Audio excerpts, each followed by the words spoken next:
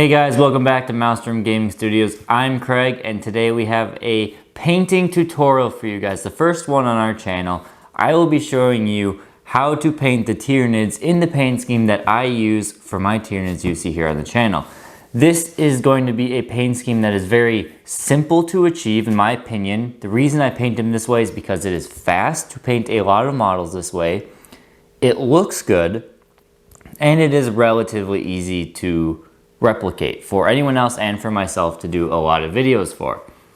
So again, if you haven't seen my Tyranids, you will see them in this video. I like a lot more of the kind of earthy tones, a lot more natural looking and not too much super sci-fi-esque and bright. So that's what you'll see for my paint scheme. You can mimic this paint scheme with various different colors in the Carapace, but the techniques are all here. That's pretty much all. If you guys are looking forward to this, please hit the like button. If you found this useful, do that, and subscribe to stay up to date on content from us, whether it is tutorials like this, tactics videos, and battle reports that we love doing here at Mephiston Gaming Studios. With that being said, let's dive into this tutorial.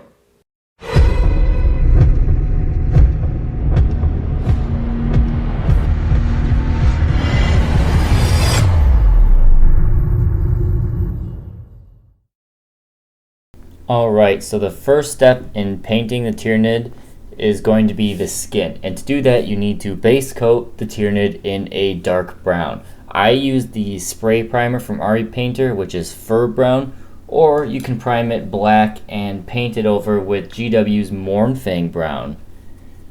Next, once that's done, you're going to want to wash the model or shade it, and you're going to use some Agrax Earthshade from GW.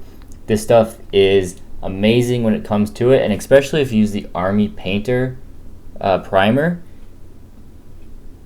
It's got a weird texture where it works better if you shade the model after doing that, at least on the skin I find. So lather it up, make sure you avoid any pooling, make sure you paint that Tyranid, cover it in this, no pooling. Don't need to worry too much about getting it on the Carapace right now. This is all primarily for the skin.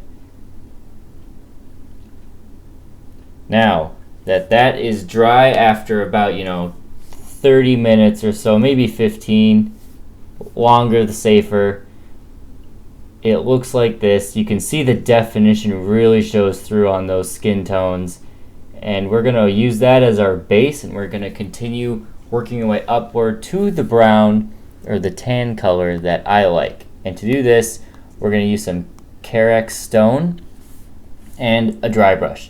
This is just a generic dry brush I get from Walgreens in the makeup department. I find them to be a lot cheaper and a lot better than GW's dry brushes. So if you don't know how dry brushing works, grab a little blob of the paint and you get some tissue paper or use paper towel.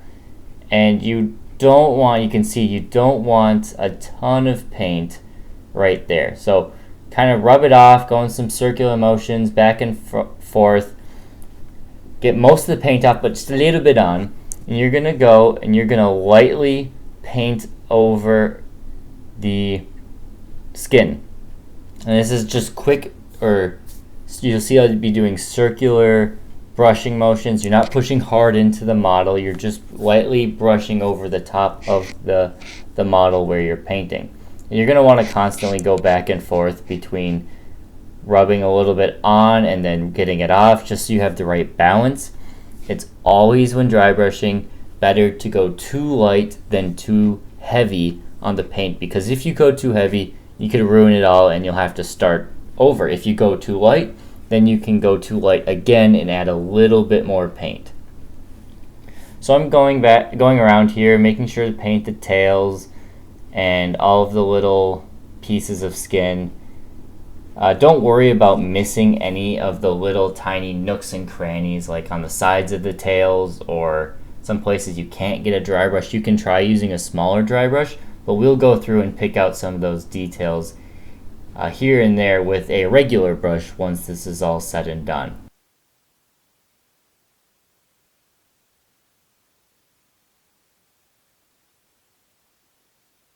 Alright, now that you've got most of that dry brushed, you're going to want to go through with a regular brush and the same Karak Stone and pick out some of the details that you maybe want to see a little bit more brown to them, or you want them to stick out. Maybe your dry brush couldn't quite get to them in the right way.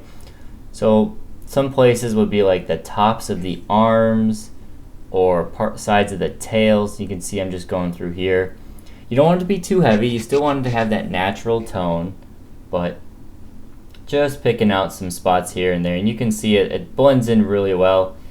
And the main reason I don't paint the whole model like this is because I find that the dry brushing gives a much more natural look to the skin, and just going through with a regular brush and picking out a few details, as you can see here, we're going in by the side of the tail. Doing that just blends it all together and makes it look a lot nicer.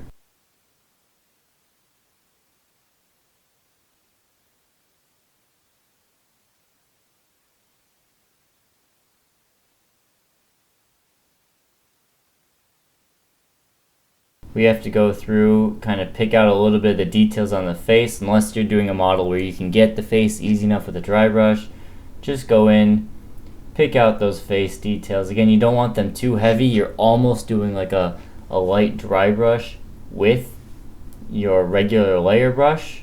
You can see I'm just working a little bit off of it so it's not too heavy, but picking out those raised edges, kind of like an edge highlight, and going through and making sure all of the face details and the chins, everything's got that Karak Stone mixed in.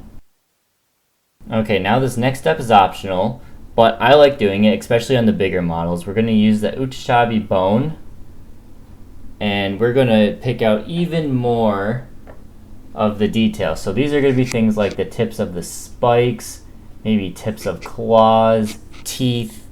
There are some cheekbones, some edges on the ribs.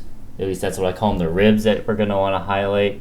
And we're being very careful with how much we add to this. We don't want to add a lot, but it just adds that little extra pop to the model. Actually, right now it looks like I am doing part of the defined shapes on the face and a little bit of the tips of the teeth. Also important things to pop out.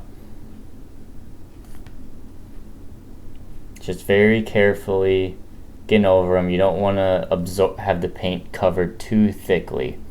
Now, this is a key part on Tyranids that I think is you want to paint these ridges on the spines. You can see I'm just going through the middle right there, and that gives them a little bit of pop. And any of these little ridges, again, you don't want this to be too heavy, but just enough so it gives them a nice pop and allows them to stand out more than the rest of the model. Now that's all done for the skin, time to do the carapace. So for my paint scheme, I use Mephiston Red as the base coat. And this is pretty simple. You just want probably 2 thin coats of this stuff, but just, lather it up, 2 thin coats. Make sure you don't get onto the skin, because at least for going from on red spilling onto a light brown, it is kind of obnoxious to clean up, so you do have to be careful around the edges. Right there, as you can see, I'm being nice and careful, going slow, but the rest of it you could just sort of slap it on. 2 thin coats, because this is going to be the primary color that is showing, so you want to make sure it has a nice strong base to work off of and you're not showing the brown too much through. Now the brown isn't going to be too dark. If you are using black, you will probably need more coats, but if you spray paint the whole model brown, then you might get lucky. Now we're going to be using, I don't show it, but it is Evil Sun's Scarlet to provide the first layer of edge highlighting. Now this isn't typical edge highlighting like maybe you see with, some Space Marines or things like this. This is a thick edge highlight. You can see how far I'm going up the carapace. I want to give, it's probably not even 1/4 of an inch, but it's all relative to what model you're painting. But you want a nice thick line there. Don't make them too perfect, because we're Tyranids, we're not perfectly straight or anything. And then on these spikes or spires in the back, go about a third of the way from the top, paint those red, and of course you will want to paint the tops of them in that same red. But again, yeah, this is going to be you're going to base your final layer off this. You want enough so it still shows through, and here we'll show you there. So you can see there's enough room where you can see the red, but there is places where you can put a final highlight over that lighter red and still have all three colors showing. So the next color for my paint scheme is Troll Slayer's Orange. We'll get that into focus here maybe. There it is, Troll Slayer Orange. And with this layer being so much brighter than the rest of them, it really does give the Carapace a pop, unlike if you were to do a Wild Rider Red or something. If you want something a little more muted, you could do that as your final highlight, but I like that pop that going straight to orange gives. So again, you're going to want to take your time on this layer because it is important that you don't get too messy with it, and just slowly edge highlight all of the reds so it is about half the distance of that first red highlight that you did. Now as you can see, I do work my way up the edges. Oh, let's first talk about these. There you go, just do a nice fine line. I don't paint the tops of them. You can paint the tops, but I like to leave that edge highlight and have the middle red still show underneath on the very tops of them. But yeah, just work your way through nice and carefully. You might want to switch to a smaller brush if you have it, so you have a little more control, especially on the smaller parts like on the tail or on the head, maybe even the chest. Just slow and steady painting these edges.